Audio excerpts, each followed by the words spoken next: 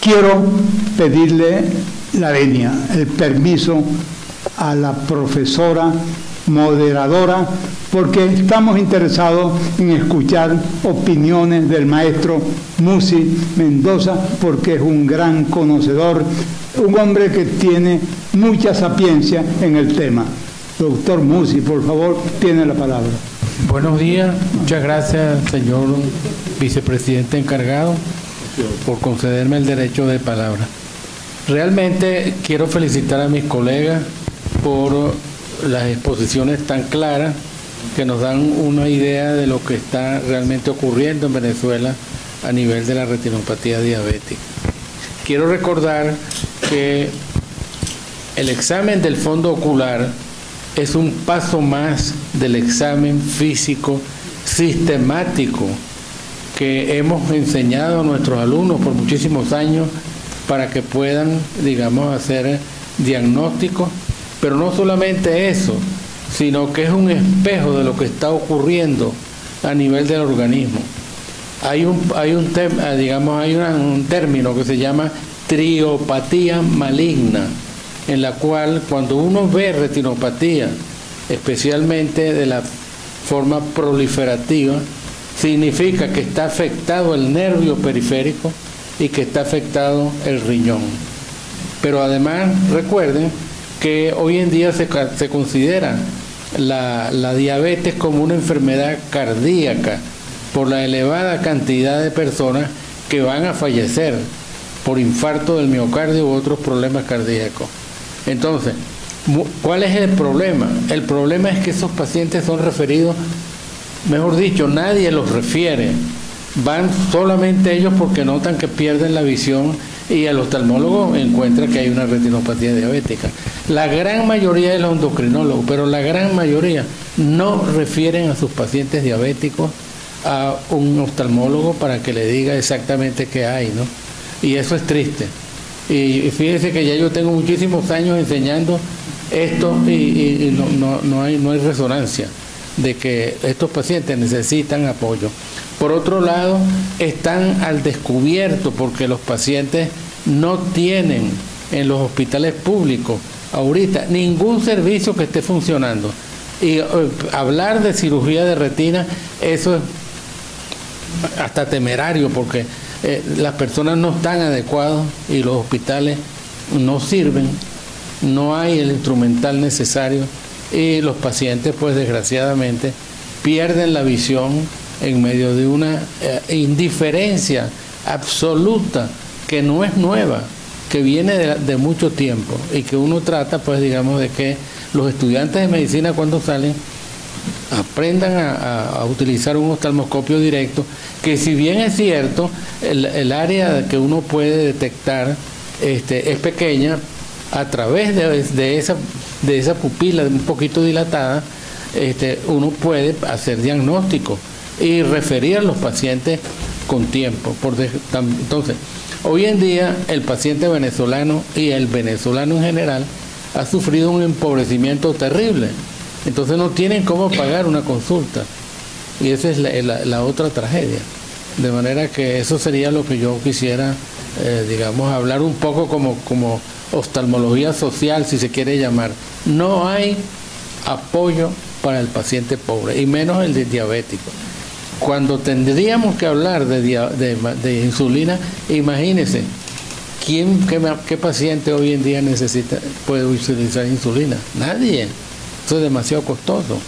Entonces por eso ustedes ven ahora cómo las amputaciones están a la orden del día, y por ahí se va la vida del paciente. Gracias, señor vicepresidente, por haberme concedido el derecho de palabra. Gracias, maestro. Y para finalizar, nos gustaría la opinión de nuestro experto patólogo, doctor López Loyo, qué concepciones, qué idea podrá darnos usted como complemento de este tema en el día de hoy. Muy bien, la progresión de estas lesiones llevan finalmente a la enucleación cuando ya no hay nada que hacer. Y es lo que lamentablemente está pasando en Venezuela, como la definición final de esta circunstancia tan terrible. No todo el mundo puede utilizar la terapia biológica para minimizar los efectos y detener el progreso de estas lesiones. Finalmente terminan en enucleación, que vamos a encontrar los efectos histopatológicos, diríamos, deleterios de todo este proceso, que tiene que ver con la degeneración, con la acumulación de tejido, con la definición de estas placas que están allí adheridas y que finalmente producen un colapso de las estructuras internas, que es lo que nosotros vamos a definir con una inflamación crónica granulomatosa, presencia de estos elementos residuales que son cambios reparativos finales que se identifican en la pieza quirúrgica. Y lo que decimos es que lamentablemente muchos terminan en este proceso de enucleación, puesto que las capacidades del venezolano, sobre todo del Estado venezolano, de brindar una atención, digamos, progresiva a un paciente que tiene una lesión por diabetes ya de edad determinada, finalmente la no posibilidad de tener el acceso a las terapias adecuadas, las terapias que tienen que ser llevadas en los centros públicos, y la imposibilidad además de no poder pagar una consulta con especialistas de la naturaleza de los maestros que hoy nos han visitado con esta sapiencia, pues los lleva finalmente a que el equipo médico vea la derrota del proceso de atención sanitaria. Y esto es lo que debemos hacer notar, que todos tenemos que trabajar para la recuperación de las capacidades de atención médica y sanitaria de todos nuestros pacientes. Gracias, señor profesor. Tiene el tiempo suficiente la profesora Cardoso para el tema de discusiones, respuestas, preguntas, etcétera, etcétera. Ok, vamos a proceder entonces a la sesión de preguntas y respuestas. Le sugerimos a los conferencistas tomar nota de las preguntas para al final responderlas dirigidas a cada uno. El doctor Montes de Oca tiene la palabra. Señor presidente. Muchas gracias por concederme la palabra. Y quiero ante todo darle las gracias pues, a la Junta Directiva por esta reunión, esta sesión seleccionada para conocer de la gravedad de este problema de la diabetes, que es una causa de muerte muy importante, tal vez una de las primeras. Yo quiero hacer consideraciones de diferentes tipos. Primero, felicitar al doctor Musi, al doctor Enrique López Loyo por las razones sociales que han establecido, a los cuales yo totalmente apoyo en toda su intensidad. Pero quisiera hacer algunas preguntas, especialmente al doctor Cortés, que son muy importantes para nosotros los internistas. Yo soy internista y generalmente es costumbre, aunque sea en forma general para cualquier tipo de paciente, hacer la fondoscopia.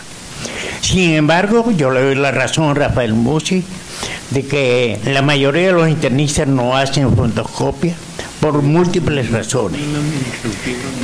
Pero suponiendo que el internista tiene la responsabilidad, así como el endocrinólogo y de otros especialistas de cuidados primarios, de hacer fondoscopia para poder hacer diagnósticos precoces de las alteraciones retinianas de la diabetes. Yo quisiera hacer algunas preguntas en las cuales yo tengo dudas como internista sobre la retinopatía diabética.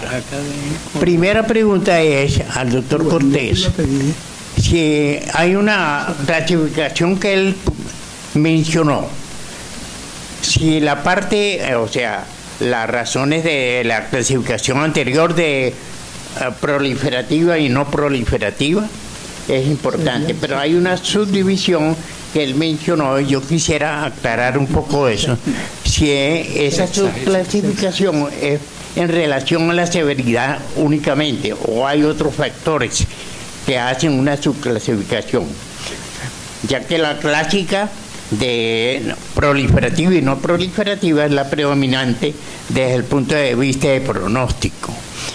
Esa es la primera pregunta. La segunda pregunta se relaciona con el factor de estimulación del endotelio vascular, que sería el factor más importante para las formas proliferativas. Si la parte no proliferativa tiene ese factor únicamente, porque se menciona también que el factor neurogénico y genético, que ya se conoce, pero el neurogénico mucho menos, si tiene importancia también agregado al factor vascular para producir los daños correspondientes. Y en esa oportunidad, si eso es así, ¿qué factores pudieran utilizarse como tratamiento en la parte neurogénica? Si es que existe ese factor como productor de la retinopatía diabética. El otro aspecto importante desde el punto de vista clínico para nosotros los internistas es establecer si verdaderamente tenemos una prediabetes o una diabetes ya declarada. A veces no es tan fácil decir si es un prediabético o no, o si es un diabético definitivo. Las razones de eso es porque no son muy claras las alteraciones que se producen en el prediabético desde el punto de vista retiniano. El diagnóstico generalmente de preretina, de trastornos prediabéticos, es desde el punto de vista del laboratorio, con la hemoglobina glicosilada y una alteración de la glucosa correspondiente. Pero debe haber alteraciones muy precoces. Doctor Monterriotta, le pedimos que por favor concrete su pregunta. Ya voy a terminar. Sería saber si con el tratamiento de un prediabético podíamos hacer regresar lesiones si es que existen en ese momento. Y por último, quería pedir si había alguna relación importante entre el pronóstico que se hace de un prediabético a un diabético y si es posible hacer regresar las lesiones en la prediabetes.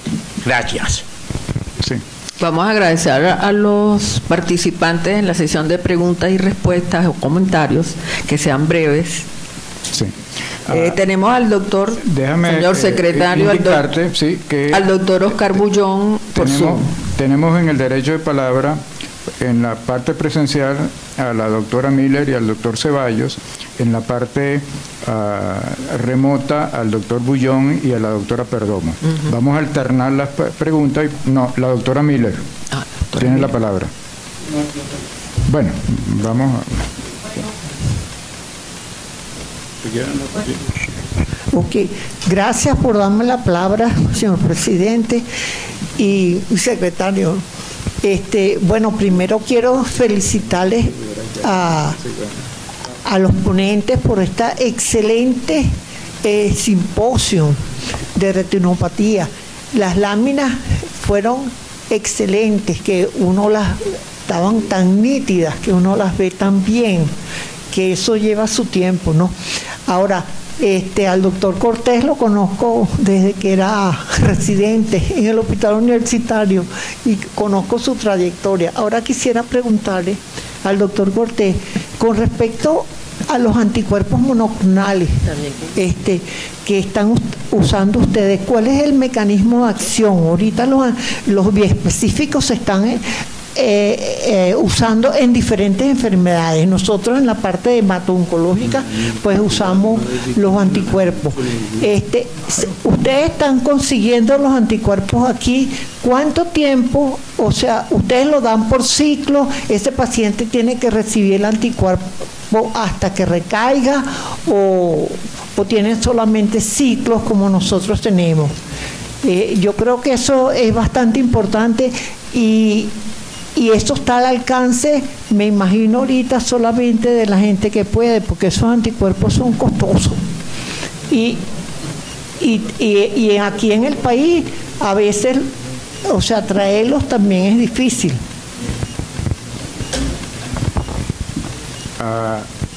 tratemos de comunicar al doctor Bullón. ¿Aló? ¿Me escuchan? Tengo el micrófono activado. ¿Me escuchan? Sí, se escucha. ¿Se escucha o no se escucha? Ahora se escucha. Bueno, entonces, muchas gracias, señor presidente y señor secretario, por concederme el derecho de palabra en esta sesión que es realmente conmemorativa de los 71 años de fundada la Sociedad Nacional de Oftalmología, cuando el 10 de octubre de 1953 un grupo de oftalmólogos fundó esta sociedad, que ha tenido un desarrollo muy importante en la oftalmología venezolana, no solo en la educación continua, sino también incluso proponiendo planes de atención oftalmológica nacional que en principio fueron aceptados especialmente por el Seguro Social, pero lamentablemente no tuvieron continuidad. Y que los felicito a la academia y a los participantes de este importante simposio por la alta calidad científica que ellos tienen, acorde por supuesto a su calidad científica, y por el tema que han desarrollado. Todos brillantes oftalmólogos venezolanos, liderizados en este momento por el doctor Rafael Cortés, quien es precursor de la moderna cirugía vitreoretiniana en el país, con Gema Ramírez y Brito, dignos representantes de la oftalmología venezolana. Yo quisiera hacer notar lo que anteriormente dijo el doctor Musi y lo que se ha mencionado en diferentes oportunidades, que es la situación de la oftalmología a nivel público, porque la doctora Gema Ramírez mencionó el déficit de oftalmólogos especializados en oftalmología pediátrica, y lo mismo podemos hablar de especializados en vitrio, pero también quisiera ver su opinión acerca de cómo están los estudios de posgrado en el país, porque el desarrollo de la tecnología, tanto en diagnóstico como quirúrgico en la oftalmología, es fundamental, y muy probablemente no tenemos ninguno de esos recursos en nuestros hospitales, y si no lo tenemos, no podemos formar oftalmólogos de alta categoría desde el punto de vista científico modernizado, y por supuesto no podemos hacer subespecialidades de forma adecuada. Y esa situación grave de la oftalmología en el país no solo es consecuencia en la docencia, sino también, por supuesto, más gravemente en el país, en los pacientes que no tienen acceso, como lo dijo el doctor Monte hace poco, a ninguna de las posibilidades diagnósticas y terapéuticas modernas, como son todo lo que han mencionado actualmente, los CT, los defectos de alta revoluciones, etcétera, etcétera, etcétera. Entonces la situación del paciente oftalmológico venezolano es muy grave a nivel público, y es propicio en la ocasión para que la academia tome nota de esta situación y haga un pronunciamiento al respecto. Pero son los temas todos muy interesantes. Solo quisiera acotar rápidamente o preguntarle si el tratamiento precoz de estos impide el desarrollo de una retinopatía diabética proliferativa, si el diagnóstico de la proliferativa y el tratamiento detiene la afección, y sobre todo si existe la posibilidad de que nuestra oftalmología nacional se difunda con un mayor desarrollo a nivel público. ¿Y cómo es eso? Porque el acceso a los medicamentos antiangiogénicos y a los tratamientos y tratamientos quirúrgicos y de protocolación está muy limitado a la población del país. Muchas gracias por permitirme el derecho de palabra. Tiene el derecho de palabra el doctor Ceballos.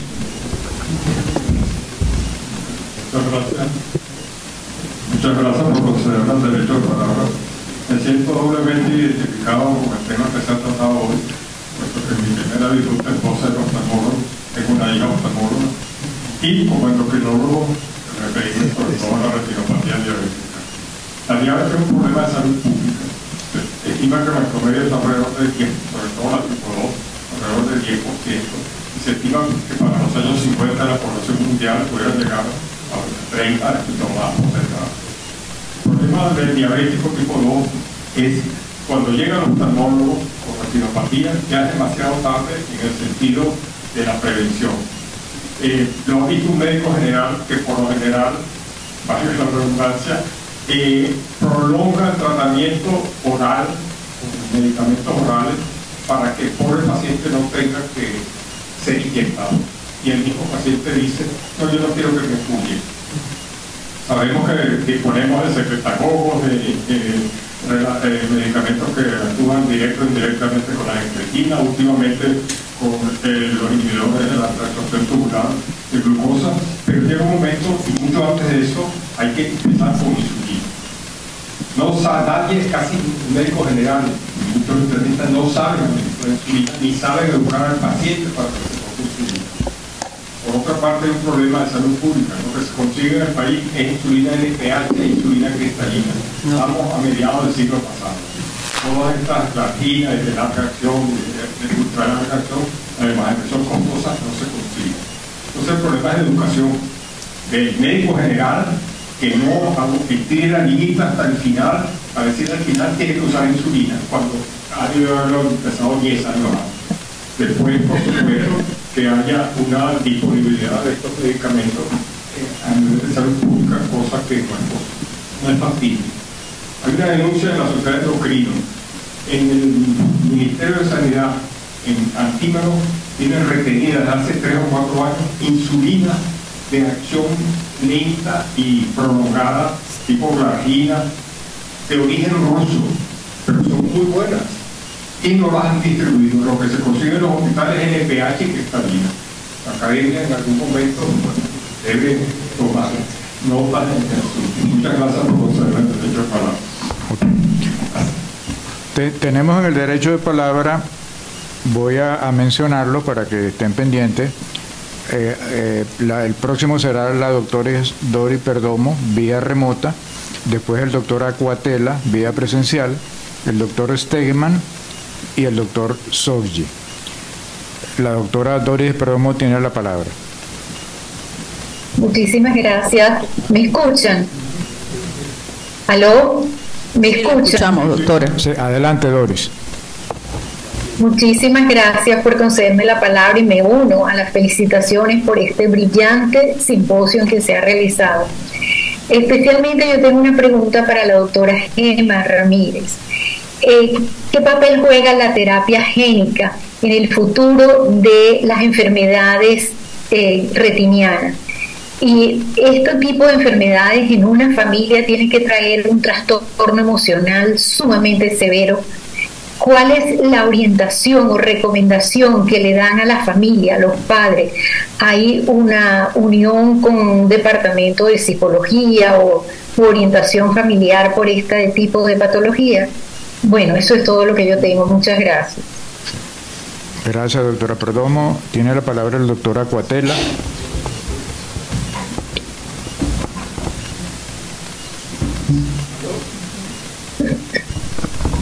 ¿Aló? Sí. Muchas gracias por darme la palabra. Lo agradezco al vicepresidente y secretario por darnos esta excelente reunión donde han expresado una cantidad importante de nuevos conceptos. Voy a hablar de hipertensión arterial. En la población general, de los 50 años, la mitad tiene hipertensión arterial de la población. De esa cantidad de hipertensos, la mitad no saben que tienen hipertensión. Y de los que tienen hipertensión, la mitad no cumple tratamiento. Se ha hablado in extenso de las lesiones diabéticas en la retina, pero uno de los elementos más importantes en el manejo de hipertensión arterial es cómo está la retina, porque con frecuencia pueden haber lesiones retinianas. Quería enfatizar este aspecto que es importante señalar, que junto, y más aún, el diabético tiene una propensión hacer más hipertensión arterial. Entonces la combinación de lesiones diabéticas y de hipertensión tienen una gran importancia en el pronóstico del paciente, y es fundamental que el tratamiento del hipertenso sea realmente efectivo. Muchas gracias por darme la palabra. Okay. Gracias, doctora Cuatela. Ahora le damos la palabra al doctor Herbert Stegemann, vía remota. Buenos días, gracias por el derecho de palabra, saludos a todos. Escuchando la palabra del doctor Nucci, el doctor Ceballos y ahora el doctor Acuatela, veo que esto está tomando un giro muy pronunciado hacia la parte social. Y muy concretamente pregunto, tomando en cuenta que se trata de patología de larga duración, ¿qué hay en lo preventivo? ¿Qué hay en rehabilitación? ¿Qué hay en programar un paciente que sabe cuál va a ser su destino para irlo preparando funcionalmente y profesionalmente? Ojalá la respuesta sea extensa y prolongada. Lo dudo mucho. Gracias. Gracias, doctor Stegemann. Tiene la palabra el doctor Marco Sorgi. Señor presidente accidental, señor secretario, coordinadora, muchísimas gracias por concederme derecho de palabra. En vista de la recurrencia de su sociedad, felicitaciones por parte de toda la academia, y ustedes nos han deleitado con esta conferencia de altura. Me llama mucho la atención que parece que cuando se presenta el fenómeno, la solución sea complicada y compleja. En coloproctología, que es mi campo, tenemos ahorita más de 74 pruebas y 40 que se están desarrollando para valor pronóstico del desarrollo futuro de la enfermedad.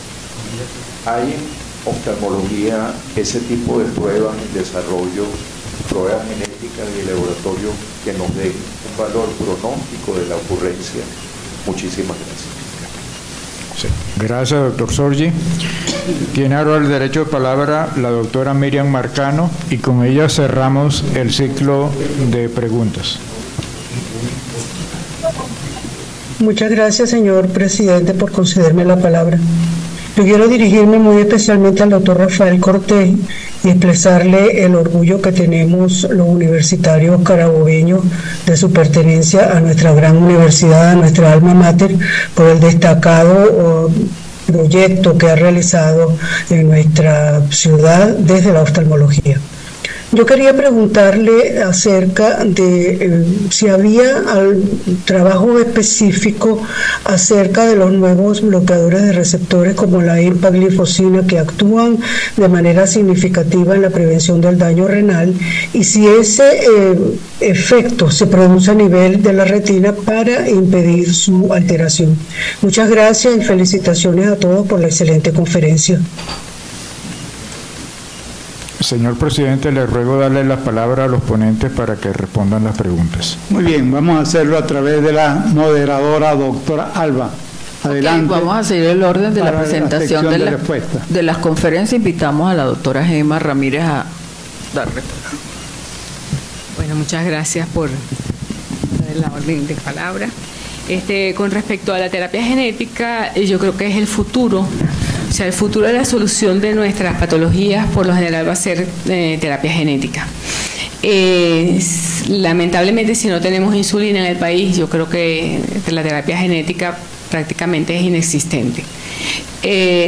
Tenemos el contacto, bueno, a nivel ocular se hace terapia genética actualmente en Estados Unidos a nivel de la neuropatía óptica de Leber y en algunas distrofias y degeneraciones retinianas que han aislado el gen y que ya han trabajado con ese gen y pueden ayudar a algunos pacientes pediátricos y no pediátricos a hacer terapia genética.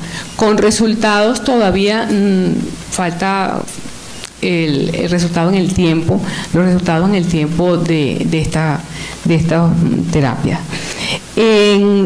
Con respecto a las pruebas genéticas aquí en el país, el doctor Asdrúbal Moreno con la doctora Yubirí Moreno, expertos en electroretinografía y en retina, tienen contactos con Mendelix en Brasil, se toman las muestras acá y llegamos a aislar, a hacer el estudio genético, a hacer la proyección del gen o la mutación que esté afectando al paciente, pero llegamos hasta ahí. No tenemos resultados, no tenemos en el país terapia que podamos hacer una terapia genética, ni a los especialistas. Doctor Cortés.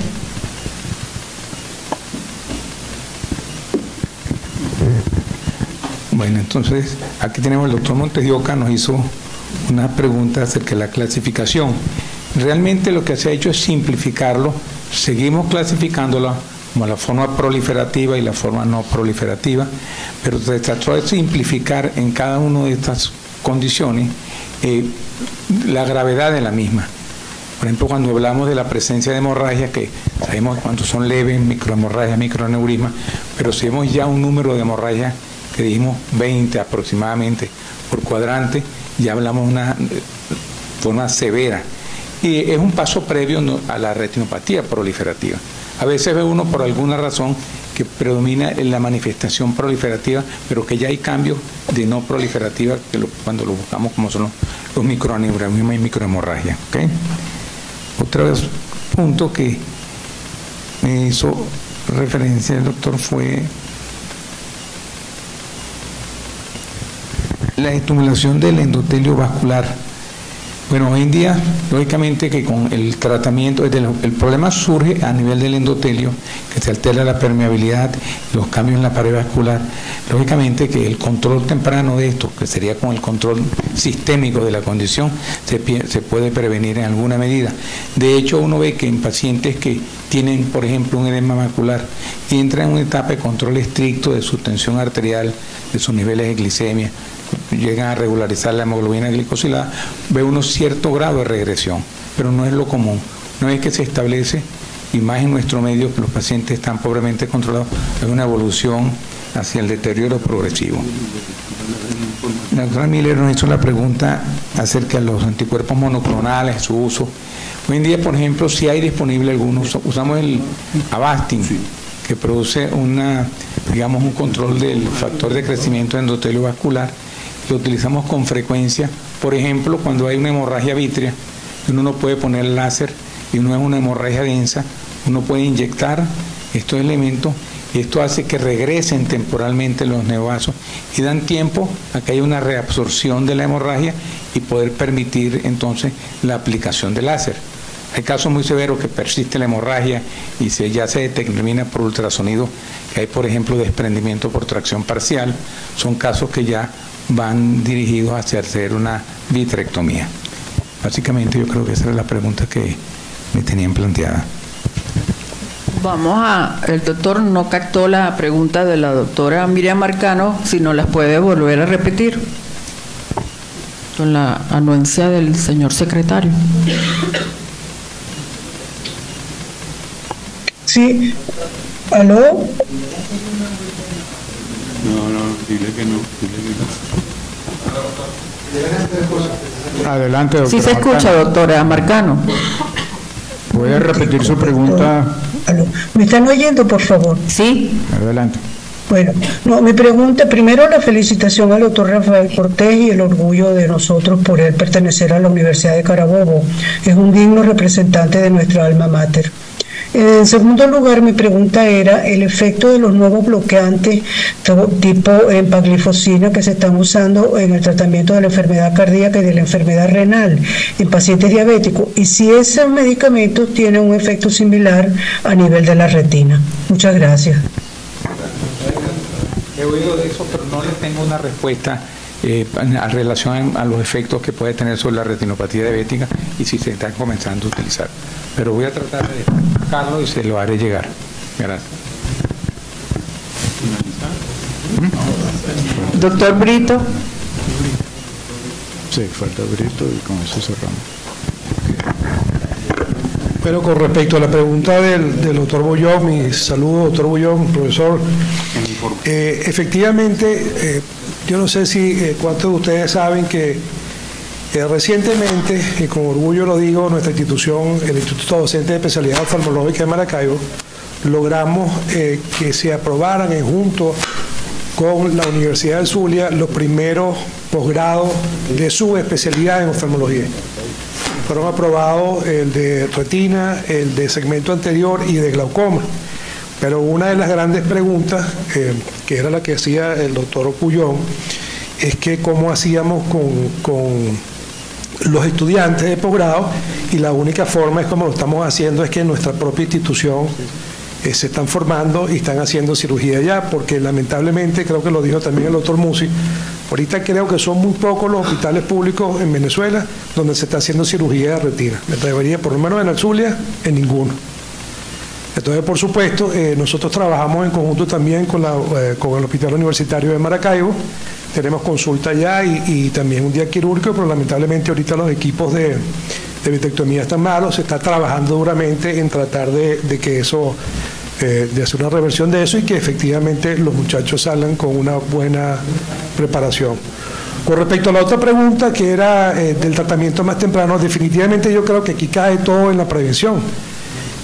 Nosotros da tristeza cuando nos llegan los pacientes tan jóvenes con estos desprendimientos traccionales tan importantes, donde nosotros podemos estar muy felices por toda la tecnología que tenemos y logramos reaplicar la retina, pero al final de la jornada el paciente no ve, y lo que nos interesa es que se reintegre en la sociedad y que tenga el resto de su vida útil, pues funcional.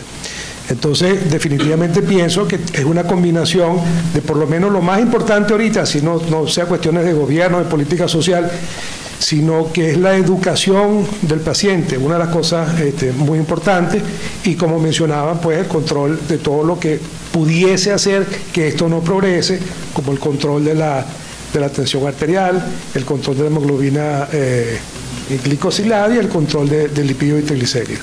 Pienso que hasta ahorita queda en eso. El tratamiento temprano, el que inyectes el anti-VEGF, efectivamente, en los estudios que se han hecho, por ejemplo el de protocolo S, donde realmente no es una comparación mano a mano, sino que es un estudio de no inferioridad, las inyecciones de anti-VEGF no fueron inferiores, se ven muy prometedores, pero a veces lo que se logra es algo estético, donde tú ves la retina a primera vista, la ves que mejoró, que desaparecieron muchas cosas, pero cuando hace un estudio angiográfico consigue que efectivamente sigue habiendo no perfusión en la retina.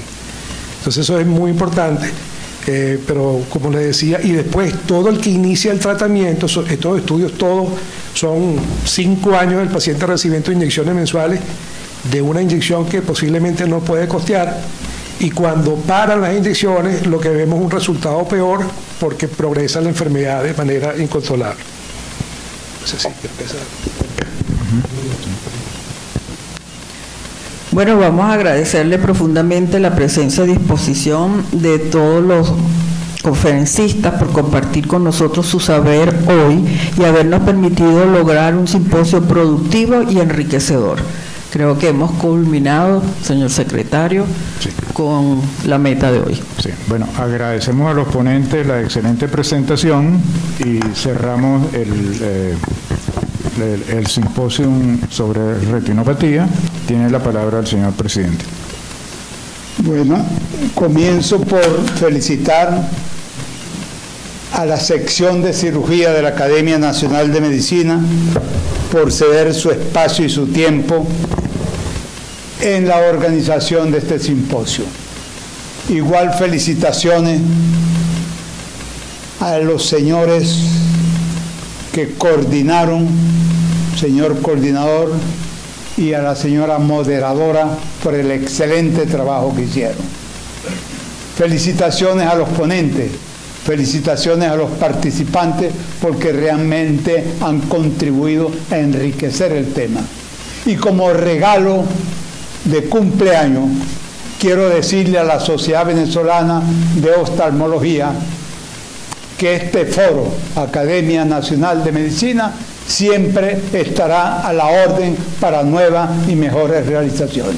Muchas gracias.